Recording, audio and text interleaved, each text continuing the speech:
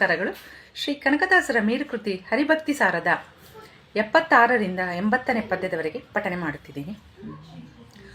ಹೊದ್ದಿನಿಲುವುದೆ ದರ್ಪಣದ ಮೇಲುದ್ದುರಳಿ ಬೀಳ್ವಂತೆ ನಿಮಿಷದಿ ಬಿದ್ದು ಹೋಗುವ ಕಾಯವೀತನುವೆಂಬ ಪಾಶದಲ್ಲಿ ಬದ್ಧನಾದೆನು ಮಮತೆಯಲಿ ನೀ ನಿರ್ದುದಕ್ಕೆ ಫಲವೇನು ಭಕ್ತಿ ವಿರುದ್ಧವಾಗದ ಓಲು ರಕ್ಷಿಸು ನಮ್ಮ ನನವರತ.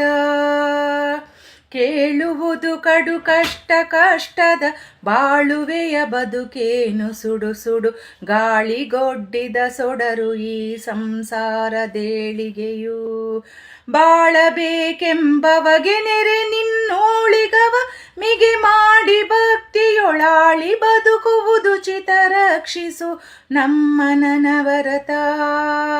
ದೇಹಧಾರಕನಾಗಿ ಬಹುವಿಧ ಮೋಹದೇಳಿಗೆಯಾಗಿ ಮುಕುತಿಗೆ ಬಾಹಿರನು ತಾನಾಗಿ ವಿಷಯಾದಿ ಗಳಿಗೊಳಗಾಗಿ ದೇಹವೀ ಸಂಸಾರವೆನ್ನದೆ ಮೋಹಿಸುವ ಮತಿಗೇಡಿ ಮಾನವ ಸಾಹಸಿಯ ಸಟೆ ಮಾತು ರಕ್ಷಿಸು ನಮ್ಮ ನನವರತ.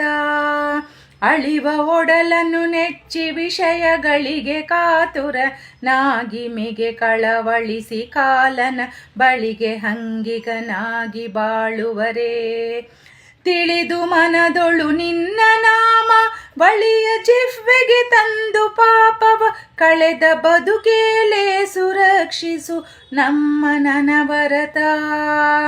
ವರುಷ ನೂರಾಯುಷ್ಯವದರೊಳಗಿರುಳು ಕಳೆದೈವತ್ತು 50ರಲ್ಲಿ ವಾರ್ಧಿಕ ಬಾಲ್ಯ ಕೌಮಾರದಲ್ಲಿ 30 ಇರದೆ ಸಂದುದು ಬಳಿಕ 25 ವರುಷದೊಳಗಾದುದಂತಹ ಕರ್ಣ ನಿನ್ನೊಳು ತೋರಿ ರಕ್ಷಿಸು ನಮ್ಮ ನನವರತ. ರಕ್ಷಿಸು ನಮ್ಮ ನನವರತ, ರಕ್ಷಿಸು ನಮ್ಮ ನನವರತ.